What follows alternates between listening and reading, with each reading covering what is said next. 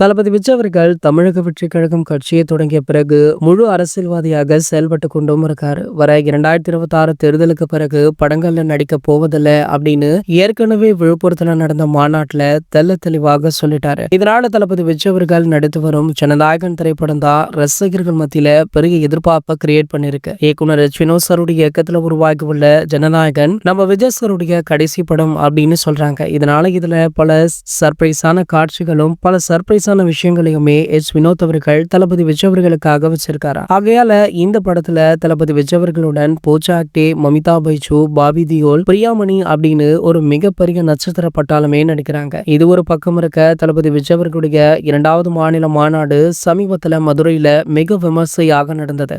இந்த மாநாட்டை பார்த்த பல பிரபலங்கள், அரசியல் பிரமுகர்களுமே வாயடைத்து போகும் அளவிற்கு இந்த மாநாடு சிறப்பாக முடிஞ்சது. தற்போது வரைக்குமே இந்த மாநாட்டை பற்றிய பேச்சு தான் அதிகமாக நிலவிட்டிருக்கு. இந்த நிலையில பாத்தீங்கன்னா தற்போது தவேக கட்சியுடைய 3வது மாநில மாநாட்டுக்கான கூட்டம் சமீபத்துல நடைபெற உள்ளதா. இதற்கான வேலைகள் தற்போது அதி தீவிரமாக நடைபெற்று வருவதாக சொல்லப்படுது. இந்த மாநாடு அநேகமாக இன்னும் 1 மாதம் கழித்து நடைபெற உள்ளதாக சொல்றாங்க. அதற்காகவுமே தளபதி விஜய் அவர்கள் ஆயத்தமாகிட்டு இருக்காரா. இந்த 2 மாநாட்டுக்கே தமிழக அரியணையை பிடித்து விடுவாரோ அப்படின்னு ஆளும் கட்சியான திமுக அச்சமடைகிறாங்க. ஆனால் இந்த 3வது மாநாடு நடைபெற்றால் கண்டிப்பாக அவங்களுடைய அச்சம் அதிகமாகும் அப்படின்றதுல எந்த ஒரு மாற்று கருத்துமே கிடையாது. இது போன்ற செய்திகளை பற்றி நீங்க உடனே தெரிஞ்சுக்க நம்ம சேனலை மறக்காம சப்ஸ்கிரைப் பண்ணிக்கோங்க.